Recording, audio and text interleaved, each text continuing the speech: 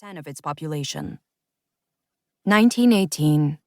With the end of World War I, the Austro-Hungarian Empire is broken, and Czernowitz comes under Romanian rule, and is renamed Czernowitz, though its Jewish residents cling to its former name and all it symbolizes. 1927. The Iron Guard political party of Romania is formed. Purposefully anti-Semitic, the group promotes the idea that Jews, along with atheists, homosexuals, and others, are undermining society. December 1937. The anti-Semitic Goga Cuza cabinet is formed in Romania, advocating for an alliance with the Third Reich. January 22, 1938. Jews lose status as citizens. September 1st, 1939. World War II begins. Romania declares neutrality. May 1940.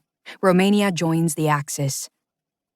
September 1940. Soviet troops occupy Czernowitz and hold it for a year, renaming it Czernowitz. 1941.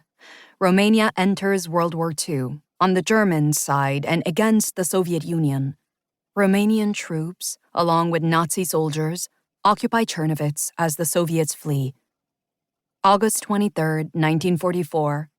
Romania switches allegiances to align with the Allies and the Soviets and declares war on Germany. Czernowitz is reoccupied by the Soviet army. Part 1. Astra and her lover. Fall 1939 to spring 1940. 1. Pigeons and Promises. When we were very young, Astra and I made a pact. I was 6, Astra not quite 10. It was a sultry, miserable summer day. Father was missing, again, and Mama was in bed, still. Whenever Father disappeared, Mama disappeared too. Not physically, but in every way that mattered. Though it was nearly dusk, I was still wearing the nightgown I'd woken up in. I'd been wearing it for 3 days, as there was no one to make me change out of it. I remember how it stuck to my back like a second skin. Astra skulked around the kitchen, looking for something to eat. "Come on," she finally said, taking the last of the jam from the icebox, the last of the bread from the bread box, and heading to the stairwell. I followed her, all the way to the roof of our apartment building. It was quiet up there. Still hot, but with a whisper of breeze, a promise that things would be better soon if we waited. We squatted side by side and took turns dipping hunks of bread into the jam jar. Down below and all around was Czernowitz, our city. I saw people moving about, horses pulling wagons, the occasional automobile. The colorful hats the ladies wore were just small scraps of color from up here. Far away was the green metal cap of the train station, as pretty as any of the ladies' hats. Father was out there somewhere. "Do you think he's coming back?" I asked. Astra shrugged. "He always does." Yes, I wanted to say, but he'd never been gone this long.